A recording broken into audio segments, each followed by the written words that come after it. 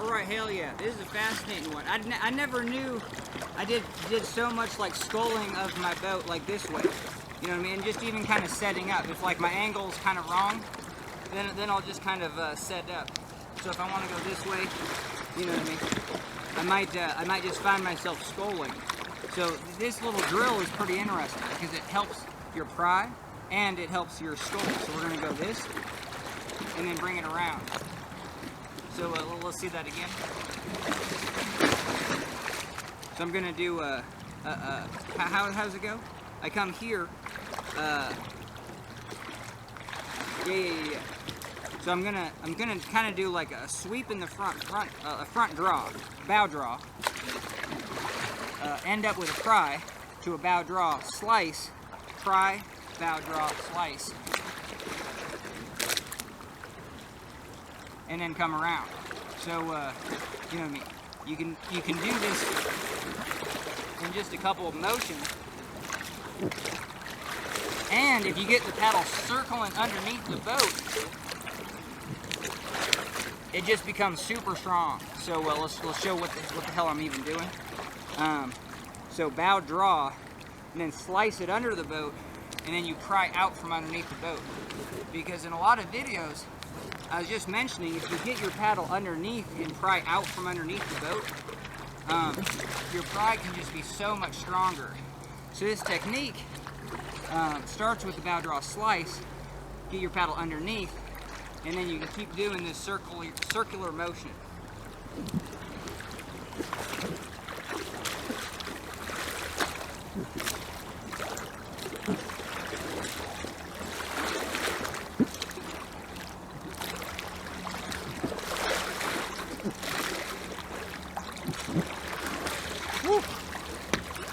And it's just good for paddle control, you know what I mean? Because whether you're at the oars, you know what I mean, in a kayak, in a canoe, there's an element of paddling where you want your stroke to be efficient, but then also pop out of the water, or you know, even if you, in some of these disciplines, you don't even bring your paddle out of the water.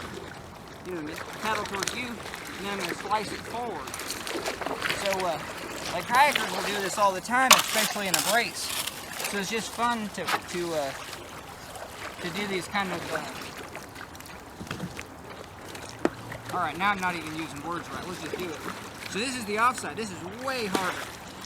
I don't even know what direction I'm going. Okay, bow draw, and then pry out to the side, and then just keep circling this up. Now I kind of need to get more towards you. There you go.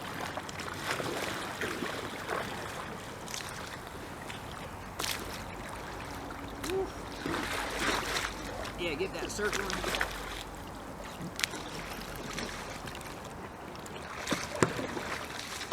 Alright, now I'm kind of out of camera. Alright, hell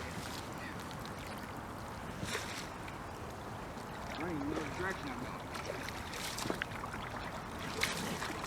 Yeah, so it's interesting. What I do instinctively on my strong side, this side's just real hard. Okay, bow draw. Slice it under, pry it out. And even just kind of going through the motions.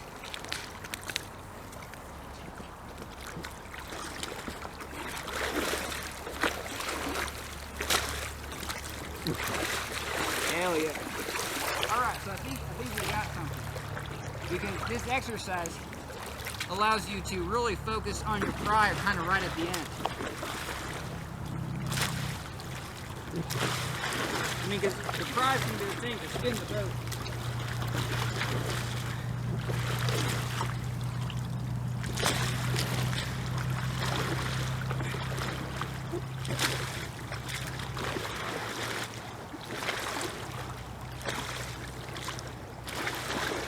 Woo.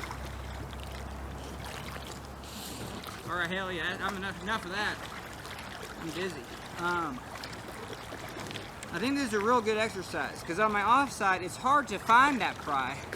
You know what I mean? Just finding like, to be like, go for it. You know what I mean? There it is. So this exercise sets up a pry kind of every time where you can just be like, hell yeah, there it is. And the element is is where you kind of get your blade underneath the boat, which we've talked about before. So just the fact that you're kind of you're kind of drawing the blade this way, getting it under, sweeping it out to the side, and then setting up for that pry. The pry's always going to be underneath the boat. So, all right, hell yeah. I just wanted to show you that. Maybe it can be a fun little skill to learn. Thanks for joining me, and that's the video. All right, hell yeah. I find myself drawing the boat all the time, and then I came up with this little drill where you kind of draw the boat in, get to your pry, and then pry it, sweep the boat out in front of you, and then do it again. And slice your paddle through the water to your pry, so then you can kind of set up for it. And the whole idea, set up for the pry and really crank out your pry, just to really practice that pry stroke. Now, I use this technique because it's hard for me to find my pry on my offside. So, and I've made videos before where it's best if you get the paddle kind of underneath the water. It makes your pry stronger. So we're going to do that same technique. I'm going to draw the boat this way, slice through, find that pry, and then just put it on repeat.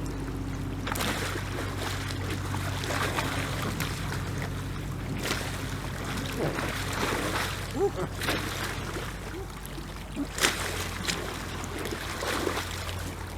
All right, so this is interesting because what I found on my offside,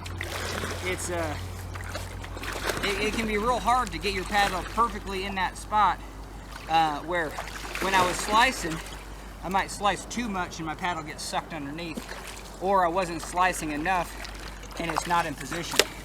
So let's try that one more time on my offside and see if we can dial it in. All right, slice.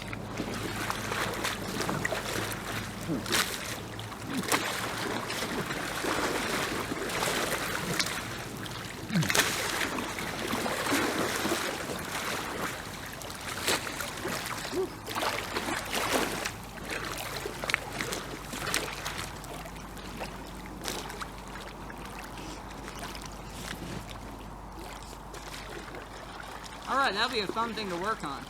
But even just right here, getting the boat oriented, same thing I'm doing. Getting the boat oriented, setting up for a pry. So I'll do this a lot in R1 rafting, just drawing the boat and then prying out to the side. And you can see my paddle is almost, it's not too far forward, but this circular motion is just probably the easiest way to get your boat spinning. Alright, so thanks for joining me, and that's the video. Alright, hell yeah. I know it's getting dark and you probably can't see much, but this might be why you do this drill. And maybe I'll show this first.